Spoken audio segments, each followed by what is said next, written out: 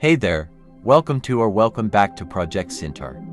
In today's episode, we will cover the open oceans and how life adapts to fulfill the many niches that are currently vacant. The open oceans currently lack any multicellular phototrophs, meaning most energy comes from plankton, other animals or marine snow that sinks to the seabed of the open ocean. The plankton would cover parts of the surface with big orange blooms. First, we must discuss the open ocean's current ecosystem. It currently has three major multicellular organisms and a lot of plankton. There are the large whale-like filter-feeding Antigryphalonas, the small schooling fish-like Symbiosis, and the generalist predator called Symbiosis. Now let's get to the nucleids.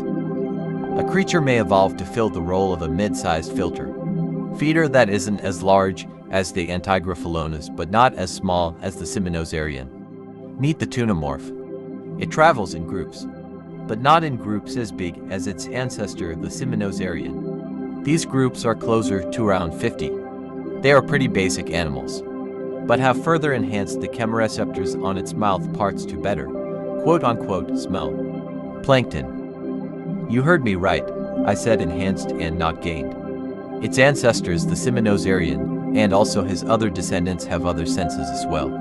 To find plankton easier, the Symbiosis may have evolved basic chemoreceptive cells around the tips of their mouth parts. Moving on, here is another filter feeder. This is the gelatomorph. It has convergently evolved a body plan very similar to the jellyfish of Earth. They have evolved from the cordyceps. To be specific, cordyceps is planktonous. They have long tendrils to catch passing plankton. Their only defense mechanisms are their insanely fast reproduction rate, as they spew out gametes whenever they can. And the other defense mechanism is that they have an irritating bitter taste. Most predators won't attack them anyway since they provide little nutrition. Meet the tiny Pleucophysis. This funky-looking fella has evolved to pluck the barnataches of the Antigryphalona's skin. They both benefit from the exchange, with the Pleucophysis getting food and the Antigryphalonas getting rid of a parasite. For this reason, the Antigryphalonas doesn't see them as a threat, and you often see groups of 3 to 5 around every Antigryphalonas. They are descended from the Pleucarcemian and have reporposed their top to mandibles for pushing food into its mouth, and its bottom to mandibles for wedging off the barnataches from the host's skin. Both males and females possess this coloration, but the males have it way more pronounced, with bright yellow and orange fins and mandibles, as well as a dazzling rainbow tail. They use these to impress a potential partner and scare of a potential rival when it is their mating season. Another creature is the Cyclophysis. They rest in the shallows but live predominantly in the open ocean. They are descended from the Chlamyscrap and have repurposed their primitive arms into a sort of sideways jaw. The spines have flattened and strengthened to be more like grinning teeth. They use them to crush and grind bones and carcasses. Living in such an open habitat that have learned to swim, they swim in a subcaringiform method. To do so, it has gained a segmented shell. With so much prey, a few predators are bound to show up. One such predator is the Estercollophos, name translating to internalized shell. It is a descendant of the Chlamyscrap that has learned to swim to avoid predators and reach food easier.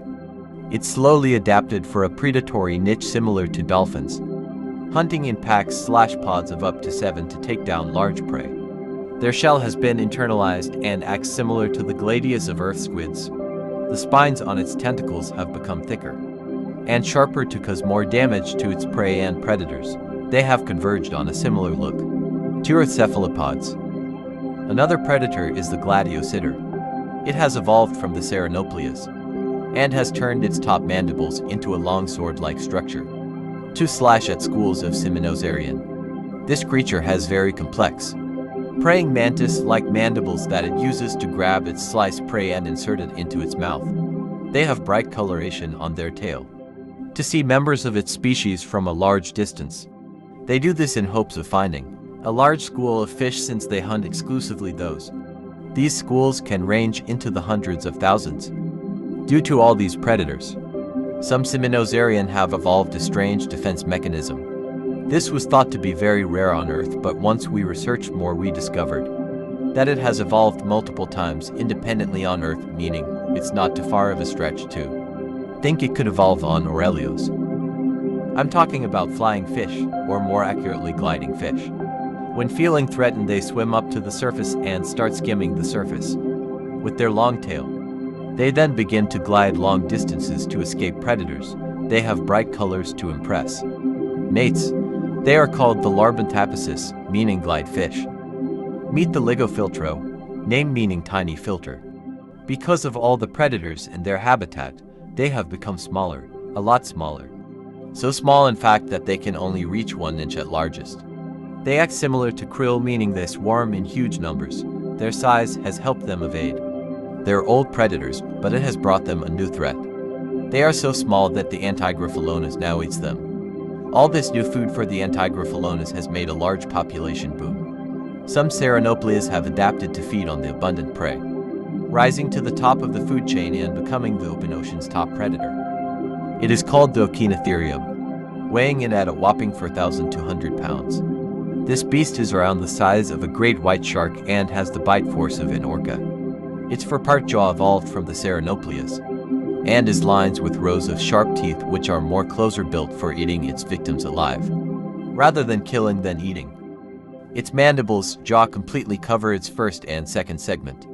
The only part that remains of the second segment are its eyes, and the only part that remains of the front segment is the mouth. That is only seen when the jaw is gaping open. They travel alone, but sometimes in small groups. Their favorite meal are tunomorphs and Antigryphalonas. Much like sharks on Earth, they have evolved a lateral line system, but instead of being a line, it may develop a small circle around the base of all 20 of their fins. This would make it similar to the lateral ring system of Nusku from Project Rose. Every creature shown today serves as a brief overview of the open oceans of Aurelios. There would be many species in each clade. Thank you so much to all the people that gave me fan art for this video. It helps out a ton and makes the vids look a lot better.